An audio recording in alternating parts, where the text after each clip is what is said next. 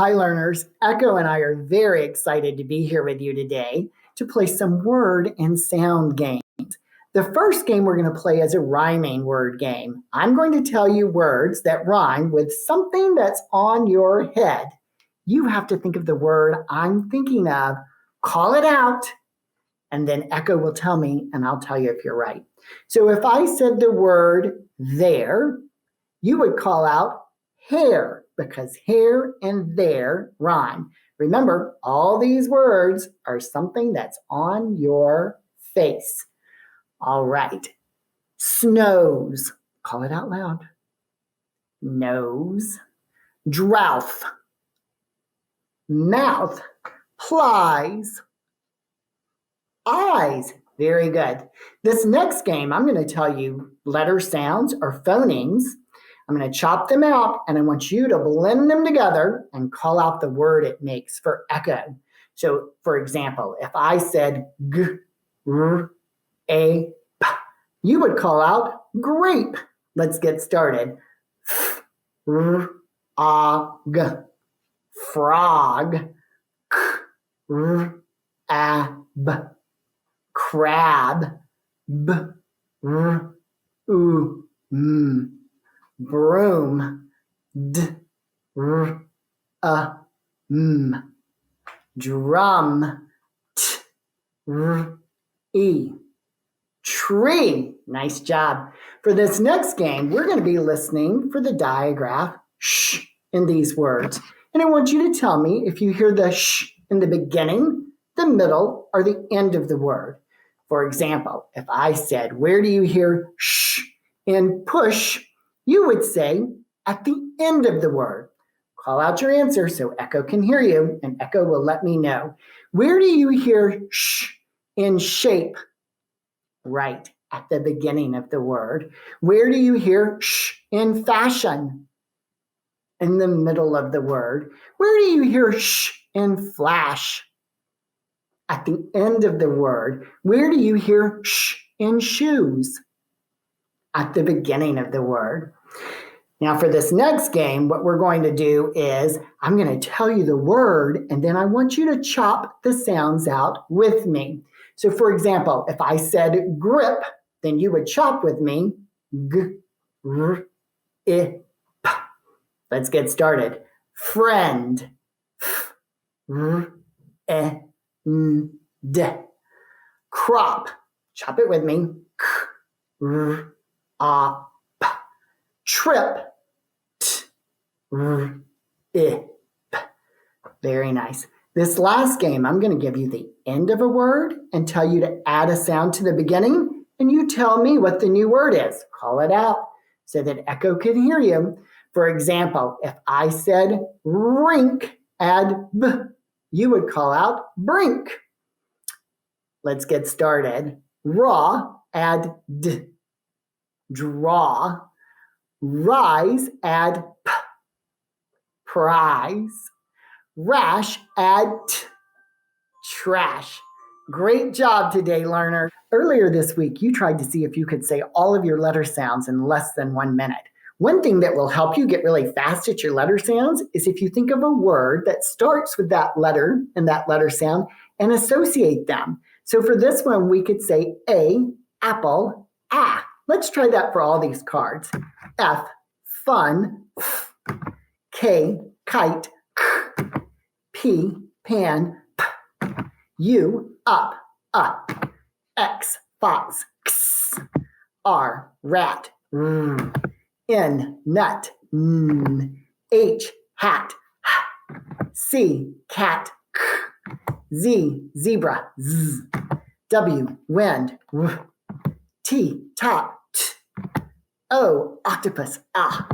G, game, g. E, ed, eh. V, van, v. Q, queen, qu. M, man, m. I, itch, eh. B, bat, b. Y, yellow, y. S, snake, s. L, lamp, l. J, jug, j. D, dog, d. SH, ship, sh. CH, chin, ch. TH, thumb, WH, whistle, w. Keep practicing. I know you'll go faster than 1 minute.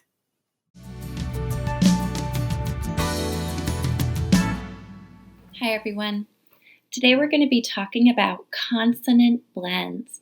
Remember, a consonant blend is when you have 2 or more consonants together, and when you read them, you say each sound.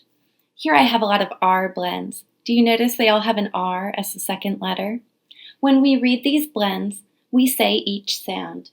G, together, gr, fr, cr, b, br, d, dr, t, tr. These last two can get a little tricky because sometimes words with the DR sound like they're making the J sound, like a J. And sometimes words with a TR sound like they're making the Ch sound, like a CH. So we have to read those words extra carefully. We're going to look at some sentences. When you see the word with the blend, use the picture to help you read it. Are you ready? Do you see the blend? There's a BR blend right there. I brush my teeth. We're going to put that right here under the BR. All right, get ready to find the blend in this sentence. Do you see 2 R blends here? I love to eat fresh fruit. Make sure you're saying each sound in that FR blend. Here's the next one. This has one of those tricky ones. See if you can spot it. She wears a dress. Even though it might sound like the J sound, we know it's the DR making that sound. Here comes another one. See if you can read this sentence. 2 R blends again. The grass is green. That has the GR blend. Here comes the next one. Do you find the blend? Let's read it. I like to use crayons. CR makes the cr sound. Let's put it right up here. What do you think is left? Let's see. There's 2 of those tricky blends here. Can we read this sentence together? The train goes on the track. Very good. That goes right here. Remember, consonant blends have 2 or more consonants together, and when you read them, you say both sounds. Look for some consonant blends in the books you're reading at home. Today we're going to use the cut and build activity to practice 2 high-frequency words that you'll notice in the stories later on. You're going to need some materials from home for this activity. You'll need some scissors, something to write with, and some paper. We're going to practice 2 high-frequency words. The first one is from. Say the letters with me. F-R-O-M. From. Here's what we're going to do.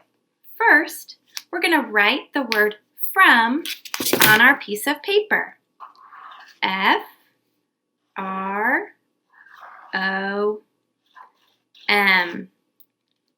Now, with your scissors, you're going to cut each letter apart. Then, you're going to mix them up really good. And then the last step is to build your word. From. F, R. Notice that R blend. Fr. From. F-R-O-M. Great job. Now, let's do it with the word help. Say the letters. H-E-L-P. Write help on your piece of paper. Cut apart your letters. And then mix them up really good. And let's build the word help. H-E-L-P.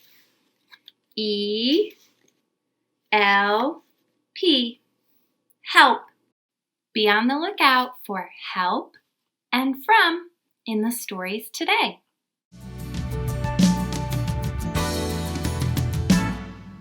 Today, we're going to read I'm a Little Teapot. I have a little teapot right here. We can also call a teapot a kettle.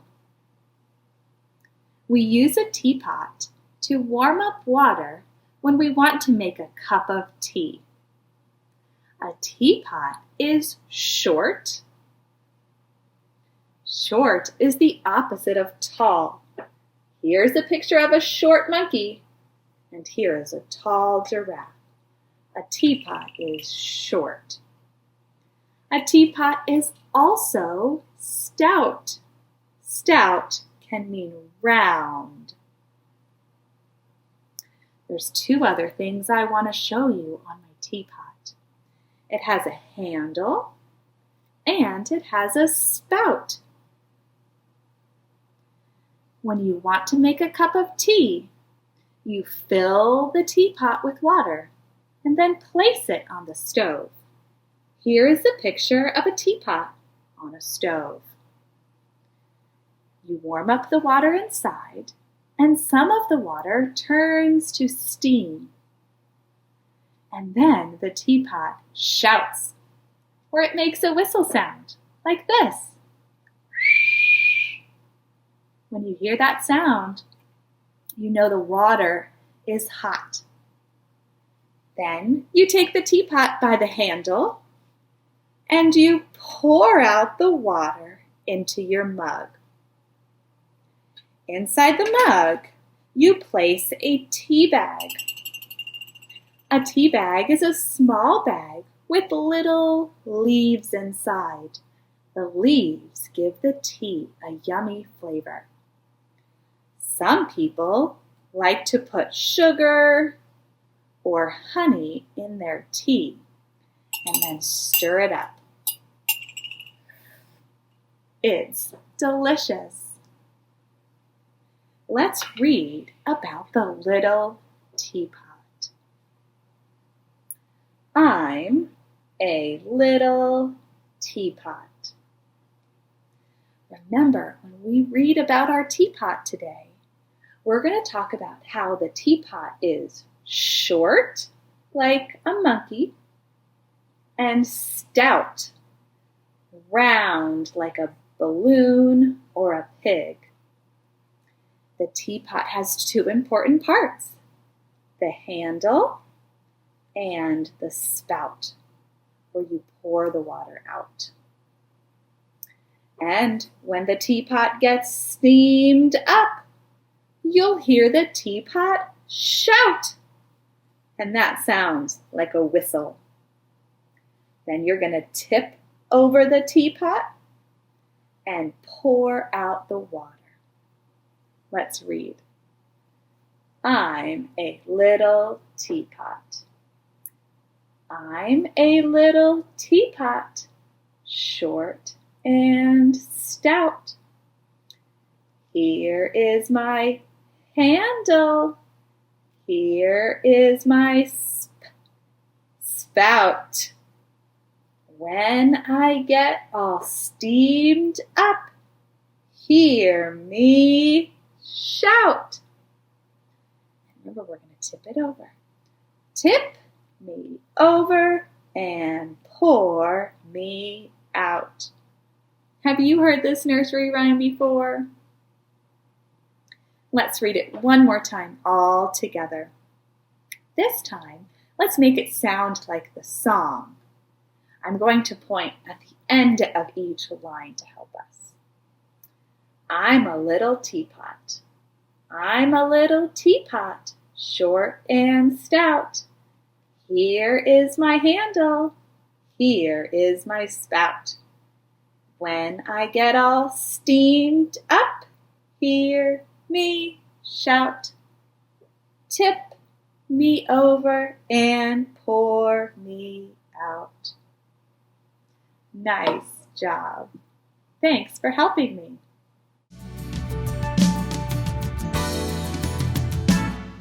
Hi, my name is Jennifer Bergen, and I teach kindergarten at Oak Ridge Elementary School. I'm also a National Geographic explorer, and I would like to share something with you from my friends at National Geographic Young Explorer magazine. It's an article called Caring for Wombats. Now, before we get into the article, I've got a couple of questions to ask you. My first question is, what is a wombat?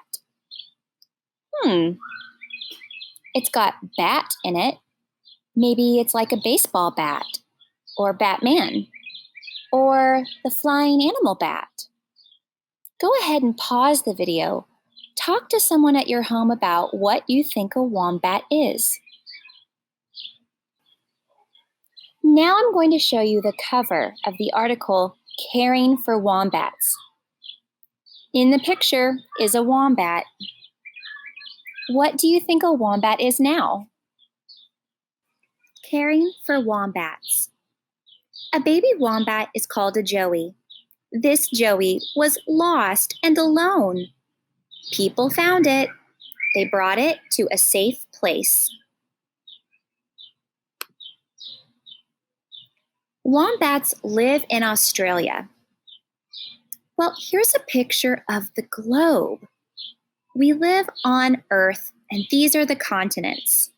Can you find Australia? Australia begins with A-U-S. There it is. Australia.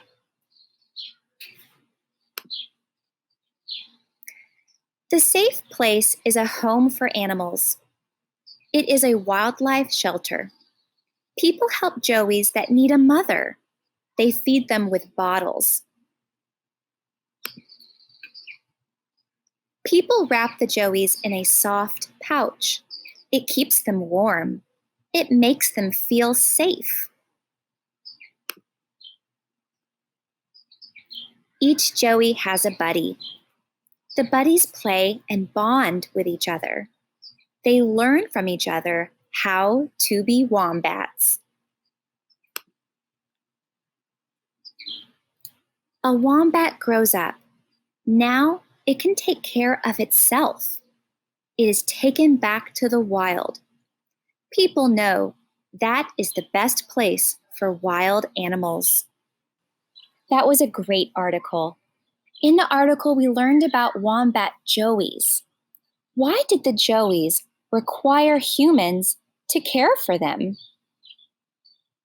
Go ahead, pause the video, and tell someone at your home.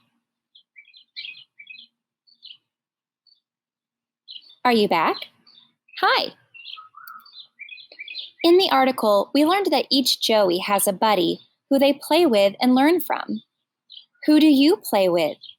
What have you learned from them? Go ahead, pause the video. Think about it.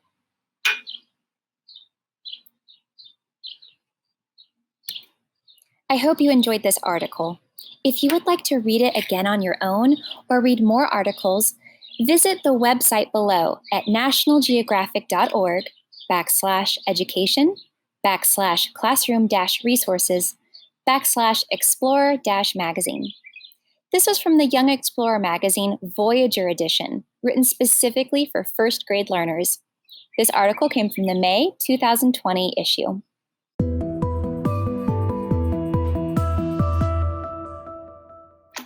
Hi learners, and welcome to At Home with APS for kindergarten first grade. My name is Mallory Hughes, and I'm a kindergarten teacher at Discovery Elementary. I am so excited to be here today to talk about money with you.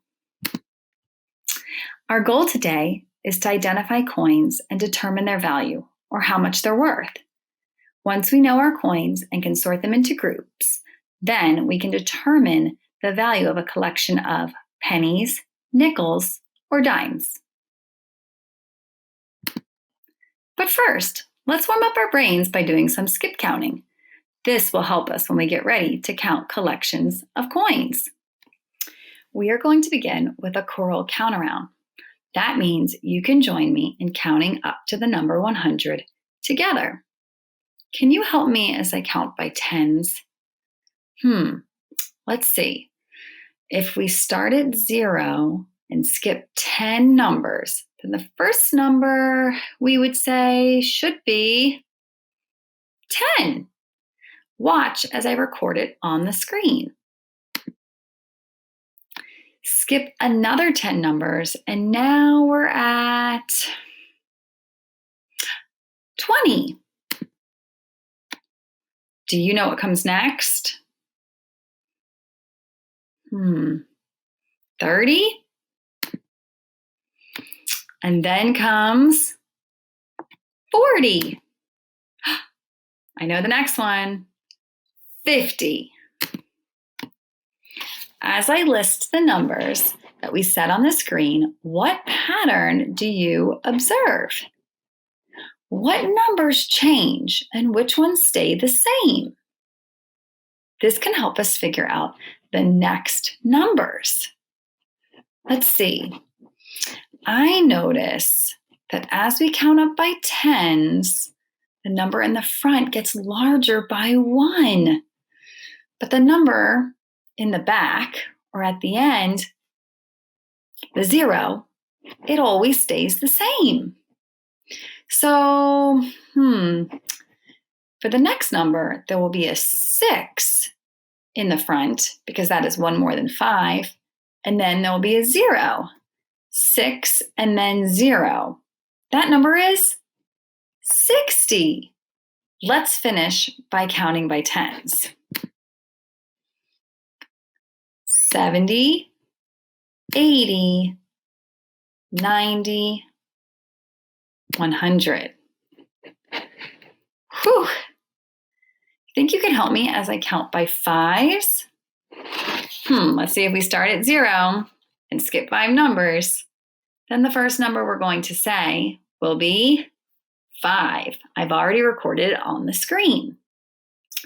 Another 5 numbers, and that reminds me of a combination that we studied earlier this year, or that you may already know. 5 and 5 make 10. Do you know what's next? 5 numbers more than 10. 15. And then comes 20. Can you think what's next? 25. As I list the numbers that we set on the screen, do you notice another pattern? What numbers change and which stay the same? Remember, this can help us figure out the next numbers.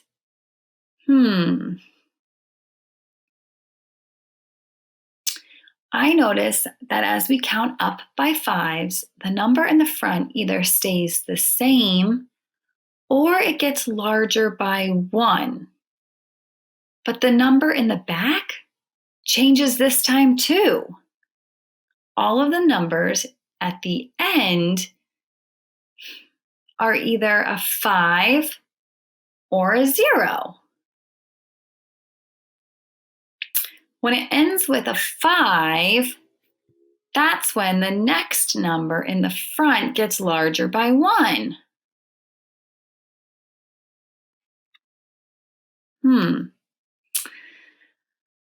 So for the next number, there will be a 0 in the back, but the number in the front will have to go up by 1. Let's see. 1 number more than 2 is 3, and there will be a 0 behind it. 3, and then 0. Why, that makes the number 30. Then 5 more. Oh, the number 3 will stay the same, but the number in the back will change to 5. So 3 and then 5, that makes the number 35. Let's finish counting by fives. Let's finish counting by fives. After 35, we have the number 40. Then comes 45, 50, 55, 60. 5 more than 60 is 65, 70, 75, 80. We're so close. 85, 90, 95, 100. Wow, that was a lot of counting. Now that we've warmed up by skip counting, let's investigate and sort coins. After we sort, we can use our skip counting skills to help us count collections of like coins. What do you notice about these coins? Look very closely at their size and color. But don't forget to pay close attention to the images on each coin, too. Can you think of a way to sort or group these coins?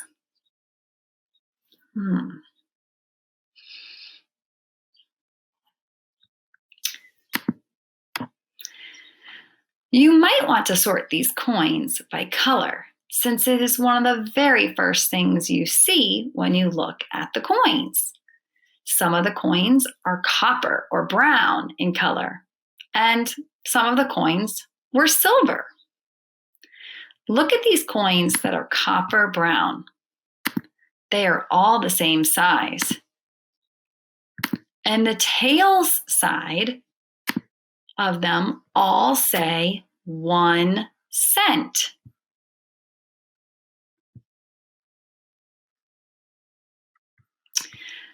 But the coins that are silver in color, they are different sizes. And they say different things. Some say 5 cents. And some say 1 dime. What if we sorted these coins based on the attributes of size and color? What would that look like? We could put all the brown coins or the copper, medium-sized coins together. Remember, those are pennies, and they are each worth 1 cent. They say so right there. You may even recognize the building on the tail side of the penny. The Lincoln Memorial, located in Washington, D.C. Maybe you've even been there. And on the heads side of the penny is none other than President Abraham Lincoln with his famous beard and all. Then we could also separate the larger silver coins from the smaller silver coins. The larger silver coins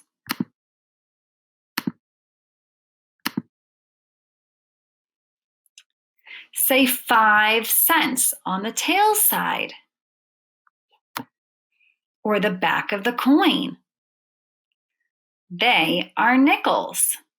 The building that you see is Monticello, and it is the home of President Thomas Jefferson, who is located on the head side of the nickel. He's facing the opposite direction than Abraham Lincoln. The smaller silver coins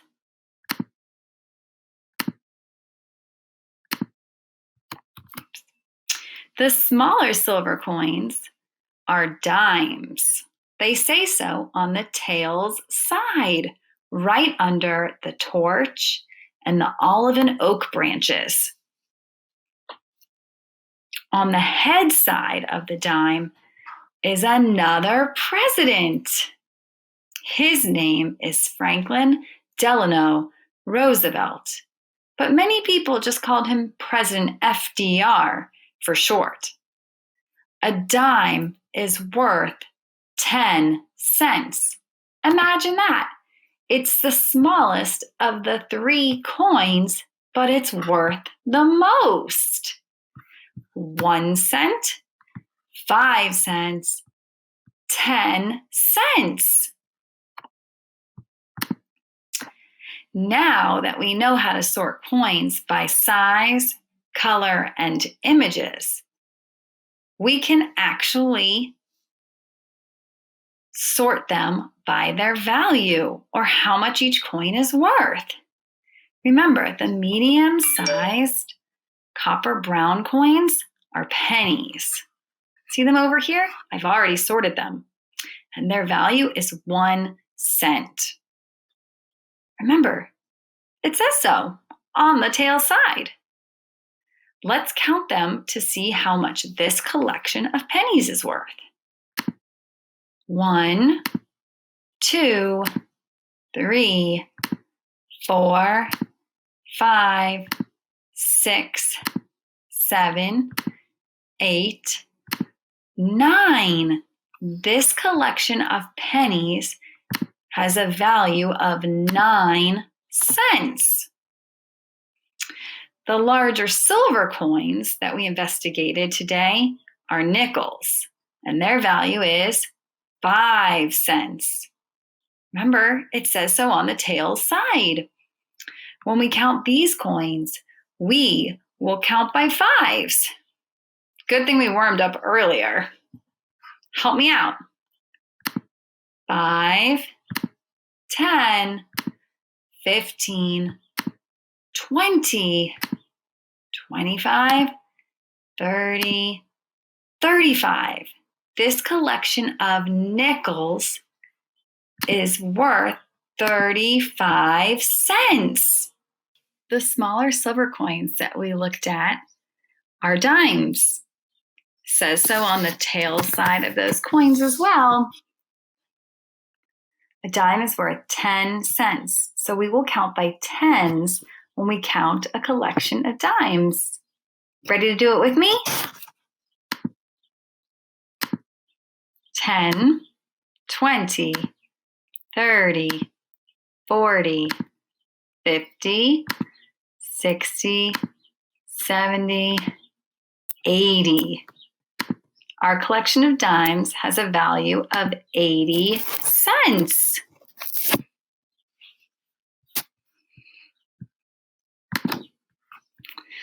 It is important when you learn something new to think about how you can apply what you learned to something you already know. For today's reflection, I want you to think about what you learned about the value of a penny, nickel, and dime. I also want you to think about what you know about making combinations of 10. Are you ready for my question? How many different ways can you make 10 cents using pennies, nickels, or dimes? How many pennies would you need to make 10 cents? Remember, if a penny is worth 1 cent, then 5 pennies would be worth 5 cents. So how many pennies would you need to make 10 cents? Are you thinking 10 pennies? Me too. How many nickels would you need to make 10 cents? A nickel's worth 5 cents. Here's where you can use your knowledge of combinations of 10 to think 5 and what make 10. That's right. 5 and 5 make 10. So you would need not 1, but 2 nickels to make 10 cents. How many dimes would you need? If a dime is worth 10 cents, then you'd only need 1 dime. Here's a real challenge. Can you think of a way to make 10 cents using pennies and nickels?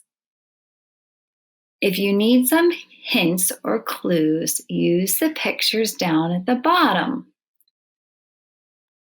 You can also use the 10 frame off to the side.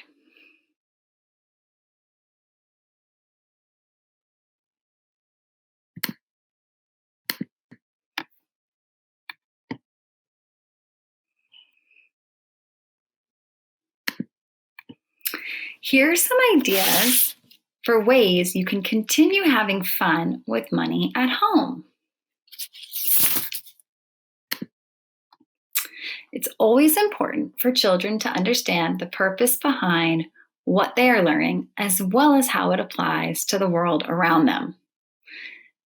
Parents, begin by having discussions at home behind why we use money and why we have so many different coins. Let children try and answer those questions first, but then add to the discussion or clarify any misconceptions they may have. Try to provide opportunities for your child to explore coins in person. Let them see the different images on each coin and how our coins have changed over time. If you have some spare change around the house, you may even find ways your child could earn some money this summer. Different jobs could earn different amounts of money. Pose questions to your child, such as, what are different ways that you can make 5 cents, 10 cents, 15 cents, or 20 cents? Begin this open-ended task with much smaller numbers to start, but as your child shows proficiency, increase the quantity up to $1. You can even compare collections of different coins, such as you have a collection of 9 nickels and you have a collection of 6 dimes. Ask your child, which collection has a greater value or a lesser value? Or which collection is worth more or less? Take your child's thinking to the next level by asking them to explain how they know.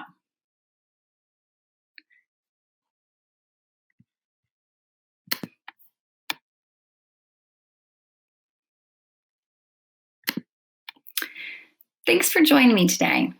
I hope you had as much fun with counting change as I did. Maybe you can work hard at home and earn some change to sort and count yourself. I hope you join me again next Wednesday for some fun with shapes.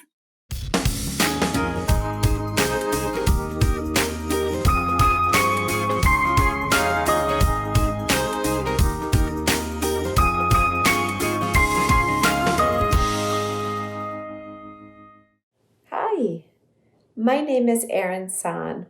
I am a teacher and a mindfulness coach. And what that means is I work with people just like you to help them use their senses to notice what is happening in their lives from moment to moment so they worry a little bit less and smile a whole lot more. Today I'm going to share with you a mindfulness exercise that will help you clear out some of the clutter, some of the busyness in your mind so that you can think clearly and be ready to learn. Are you ready? Good. Have you ever seen a snow globe? Maybe you have one at home. I'm going to share with you one that I have at home. This is my Max Scherzer snow globe. If you like the Nationals, you know who he is. And when my snow globe sits on my shelf, it's super, super clear inside. I can see Max winding up for the pitch. Everything is crystal clear. But when you start to shake a snow globe, it starts to get really busy inside. There are lots of little particles inside that float around and that make it hard to see Max Scherzer really clearly. Sometimes that's what it feels like in your mind. Sometimes in your mind, you have a lot of thoughts, or you're scared about something, or you're worried about something. And when you are scared and worried and distracted, it's really hard to think clearly. Do you know what I'm talking about? I bet you do, because it happens to all of us. So we're going to do a little exercise right now that helps you to settle your mind like a snow globe settles so that it once again can be nice and clear. So let's arrive in a comfortable seated position. And remember, sometimes to get comfortable, you have to wiggle and shake a little bit. So once you get your wiggles and your shakes out, bring your body into stillness. So it's not moving and it feels just right. If it's comfortable for you to close your eyes, close your eyes. If not, let the eyes stay open, but let your eyes float down to see something on the ground that's not moving. Take a big breath in. Let a breath go. Do that once more. Big breath in. Full breath out.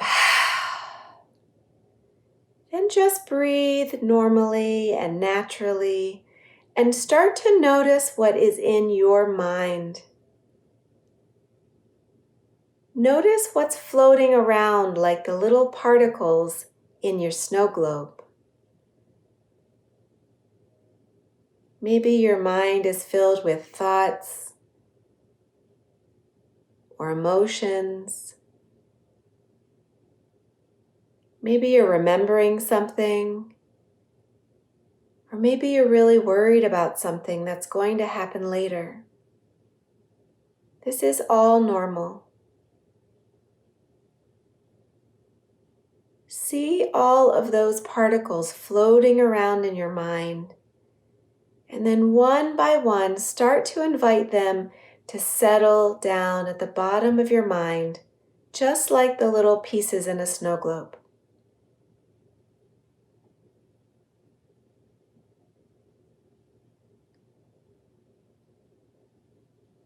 Letting your thoughts start to settle. Letting your memories start to settle. Letting anything that you're worried about start to settle.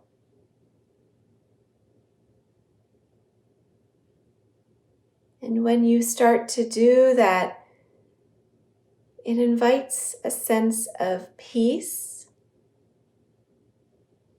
and everything becomes a little bit more clear so that you can focus on one thing at a time.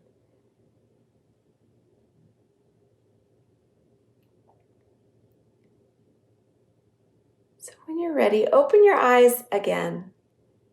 And just remember, your mind can be like a snow globe, but you can make the choice to settle everything so that you can think clearly and be ready to learn.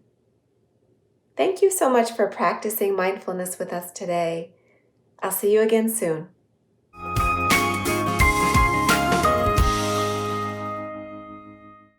Hi everyone, Miss Davis here. I hope you've been able to meet with your teacher and talk about your goal. Today, we're going to look at a few plans together and see if they meet the good plan checklist. Remember, if you don't have a good plan, it's going to be very hard to reach your goal. Practicing making a good plan will help you be successful. But first, let's get our brains warmed up. We're going to play another round of sentence switcheroo. Let's review the rules. You're going to listen to me read a sentence twice. Rule 1 is if one word is different the second time, give me a clap. Rule 2 is if more than one word is different the second time, stand up. And rule 3 is if no words are different the second time, stay seated. Let's go. A good plan should make sense.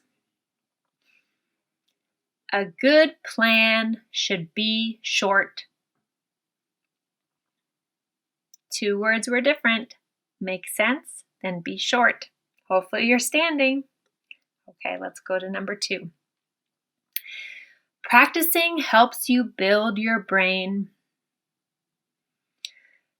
Practicing helps you build your brain.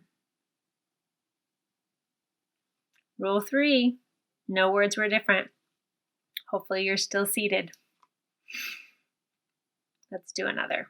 The first step of my plan is to draw a picture. The last step of my plan is to paint a picture. 2 words were different. First and last, and then draw and paint. Hopefully you're standing. Let's do one more. Making a plan will help you achieve your goal. Making a plan will help you reach your goal. Hopefully you give me a clap. First I said achieve, and then I said reach. All right, your brain is getting stronger and we're all warmed up. Together, we're going to look at 2 plans and see if they meet the good plan checklist. A good plan makes sense, is simple, and you can do it.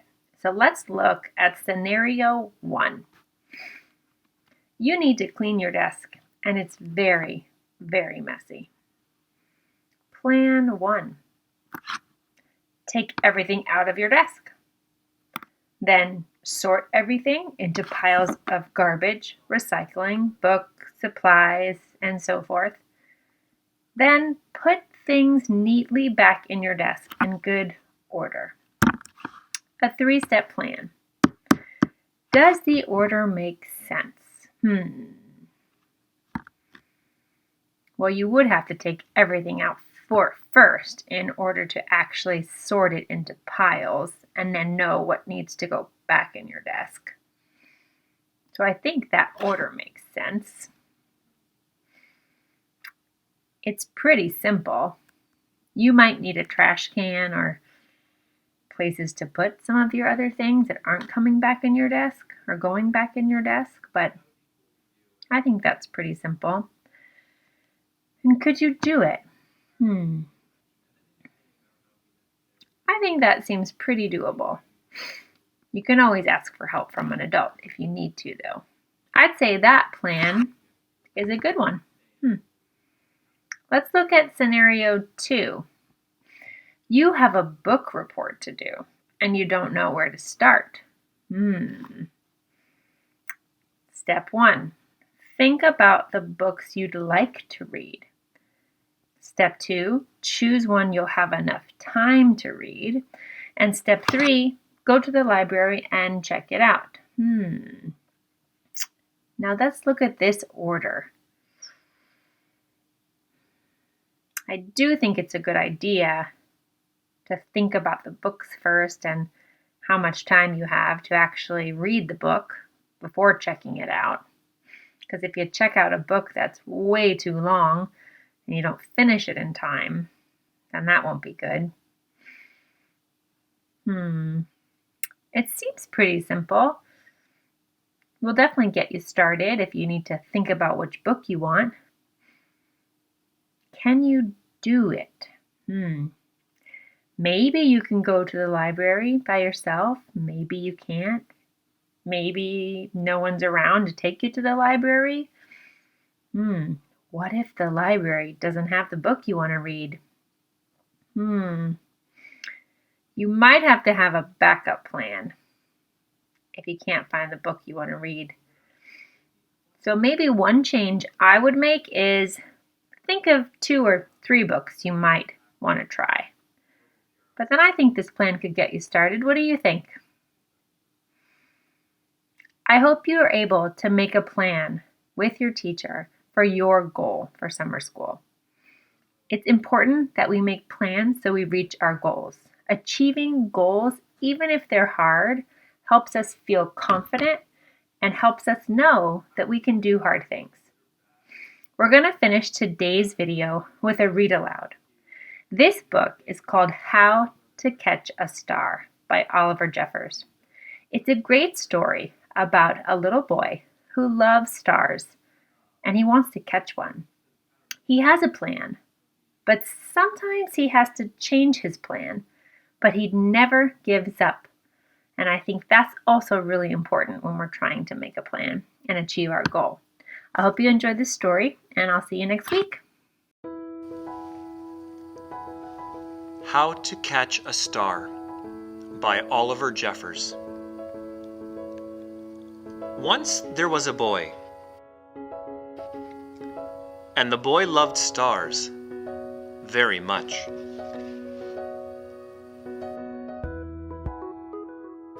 Every night, the boy watched the stars from his window and wished he had one of his very own. He dreamed how this star might be his friend. They would play hide and go seek and take long walks together. The boy decided he would try to catch a star. He thought that getting up early in the morning would be best, because the star would be tired from being up in the sky all night. So the next day he set out at sunrise, but he could not see a star anywhere. So he sat down and waited for one to appear. He waited, and he waited, and he ate lunch, and he waited, and after dinner, he waited some more.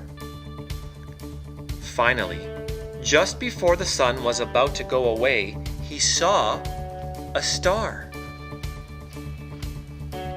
The boy tried to jump up and grab it, but he could not jump high enough. So very carefully, he climbed to the top of the tallest tree he could find, but the star was still way out of reach. He thought he might lasso the star with the life belt from his father's boat, but it was much too heavy for him to carry. He thought he could just fly up in his spaceship and grab the star, but his spaceship had run out of gas last Tuesday when he flew to the moon.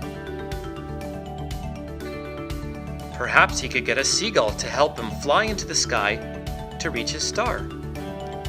But the only seagull he could find didn't want to help at all. Some birds are just like that.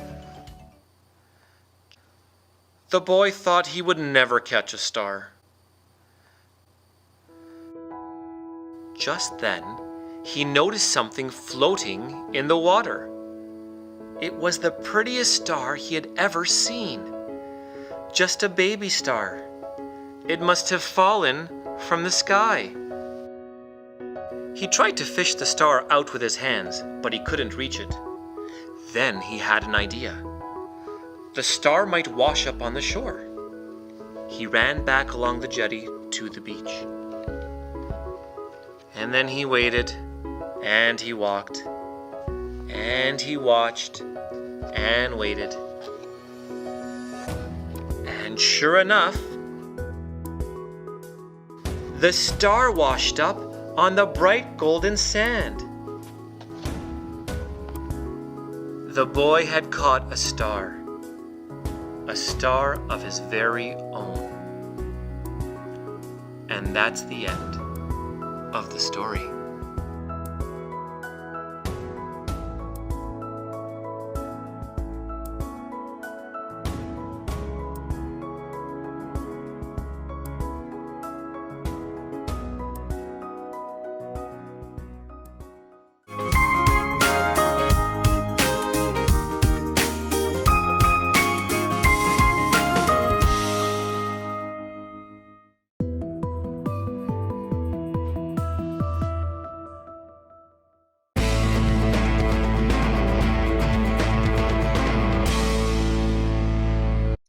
Hola chicos, mi nombre es Ivanelsi Mejías y yo soy maestra en la Escuela de Inmersión Claremont.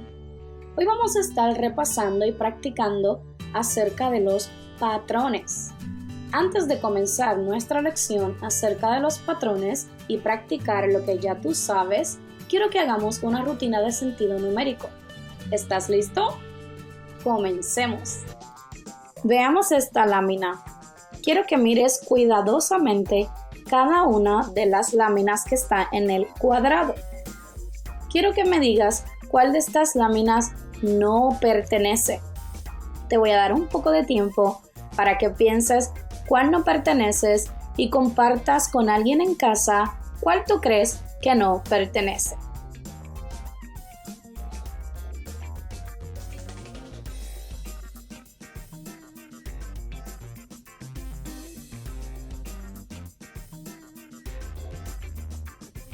Muy bien. Si has pensado que quizás esta banana no pertenece, puede que sí no pertenezca, porque las demás bananas son color amarillo y esta banana tiene muchas pintitas o manchas color café. Si has comentado que quizás esta banana no pertenece porque está abierta y las otras están cerradas, también estás en lo correcto. Si has comentado que esta banana no pertenece porque es la única que no tiene una etiqueta pegada, también estás en lo correcto. Hay muchas maneras en las que tú puedes practicar matemáticas en la vida real y esta es una de ellas, usando tu conocimiento y tu mente para identificar cuáles cosas no pertenecen a un grupo. Buen trabajo. Vamos a comenzar nuestra lección de patrones. ¿Cuáles son los objetivos que vamos a lograr al final de esta lección? El objetivo de contenido es que el estudiante podrá identificar, extender, crear y transferir patrones que siguen una secuencia. El objetivo del lenguaje es: yo puedo describir la secuencia de un patrón y mencionar la unidad. Vamos a ver algunas palabras de vocabulario. Patrón. ¿Qué es eso de patrón? Un patrón es cuando algo se repite y podemos predecir qué viene después. Por ejemplo, esto es un patrón. Cuadrado, círculo, ¿qué vendría? Muy bien, cuadrado, círculo. Es un patrón porque las figuras se repiten una y otra vez. Veamos otra palabra de vocabulario. Repetir. Repetir es cuando algo ocurre de nuevo. Y un ejemplo de repetir es el siguiente. Mira cómo los animales se repiten una y otra vez. Al final puedes ver cuáles son los dos objetos que se repiten en cada imagen. Repetir. Próxima palabra de vocabulario es unidad y es bien importante que recuerdes qué es la unidad. Unidad es la parte del patrón que se repite continuamente. Se usan letras para representar la unidad. Mira este ejemplo. En este ejemplo hay un patrón y hay unas figuras que se repiten. Para yo identificar la unidad de este patrón, yo puedo decir que este patrón sigue una unidad A, B, A. Cuadrado, triángulo, cuadrado, A, B, A. Otro ejemplo de una unidad es el siguiente.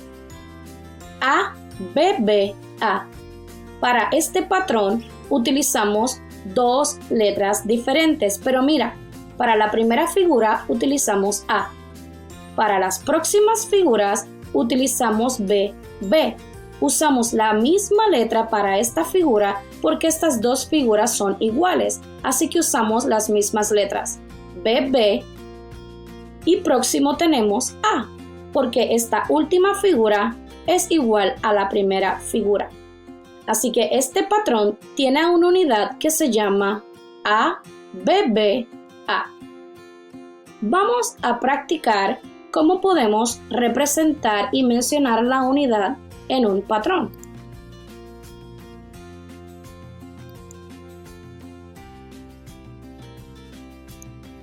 Vamos a ver. Quiero que mires cuidadosamente qué persona viene después en el siguiente patrón. Este patrón tiene niño, niña, niño, niño, niña, niño, niño, niña. A ver, ¿Cuál crees que viene después de la niña? Habla con alguien en casa. Muy bien. Si has dicho que viene un niño, estás en lo correcto. ¿Cómo sabías que venía un niño y no una niña? Muy bien, porque es un patrón que se repite.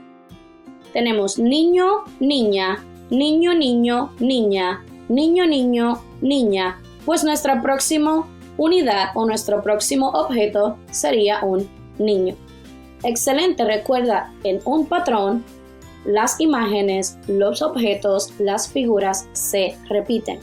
Vamos a hacer otra práctica. Mira esta imagen. ¿Cuál de estos niños viene después en el patrón? Te voy a dar un poco de tiempo para que pienses y hables con alguien en casa. ¿Cuál sería el próximo niño o niña que completaría este patrón?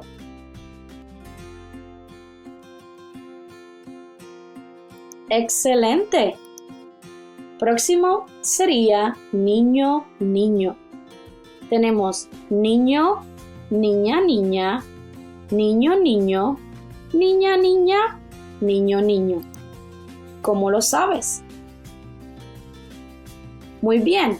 Al igual que el patrón anterior, este patrón se repite y sigue la misma secuencia. Comenzó con 2 niños, 2 niñas, 2 niños, 2 niñas. Continuamos con 2 niños. Excelente, estás haciendo un excelente trabajo. Veamos un próximo ejemplo de práctica. Ahora quiero que mires y me digas cuál es la unidad en este patrón.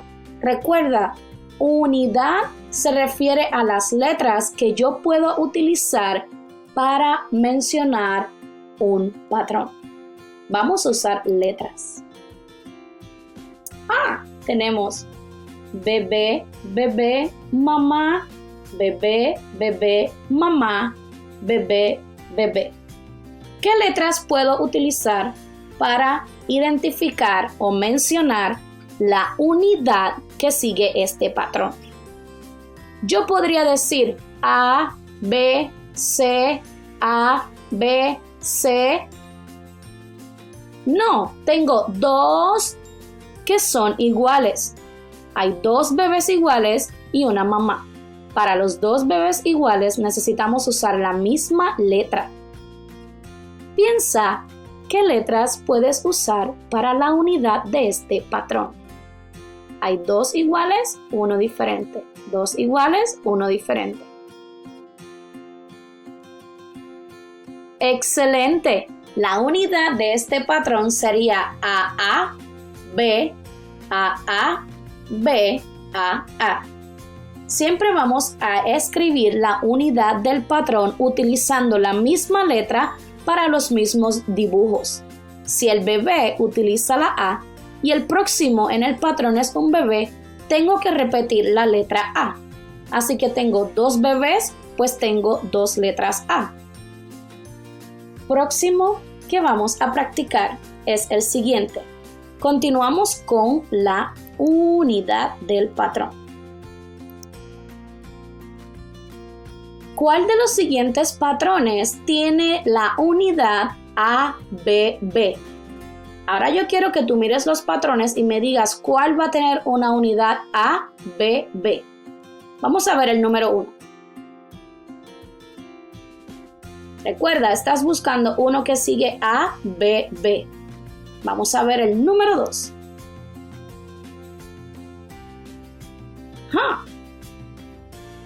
¿Crees que el número 1 tiene la unidad ABB? ¿O el número 2 tiene la unidad ABB? Comparte con alguien en casa. Correcto. El que tiene la unidad ABB es el número 2. ABB, ABB. Excelente trabajo. Hola familia. Sus hijos han trabajado muy bien en la lección de patrones y han practicado todo lo que habían aprendido en la escuela. Es bien importante que continúe fomentando la enseñanza en casa y buscando las matemáticas a su alrededor. Hay muchas maneras en las que usted puede ayudar a su hijo a practicar la destreza de los patrones en casa. Usted puede decirle a su hijo que encuentre patrones a su alrededor. Por ejemplo, cuando van manejando hacia un lugar o van de paseo, pueden buscar los patrones que ven a su alrededor, ya sea las luces de los semáforos, los árboles, los carros y todas las cosas que puedes encontrar cuando vas camino a un lugar. También pueden formar patrones en el hogar utilizando utensilios u objetos que tengan en casa. Por ejemplo, pueden formar patrones utilizando utensilios de cocina. Por ejemplo, usted puede poner un tenedor y una cuchara, un tenedor, una cuchara y decirle a su hijo que continúe el patrón. Pueden usar botones, crayolas, ropa, zapatos y otras cosas más que usted entienda que le va a ayudar a su hijo a continuar practicando esta destreza. Puede crear un patrón y decirle a su hijo, yo formé este patrón. ¿Lo puedes continuar? También le puedes decir, ¿puedes formar un patrón igual al mío utilizando otros objetos? Y de esa manera usted está motivando a su hijo a que continúe practicando la destreza de los patrones y continúe buscando patrones a su alrededor. Espero que hayan disfrutado mucho de esta lección y deseo que continúen practicando las matemáticas juntos en familia. ¡Hasta luego!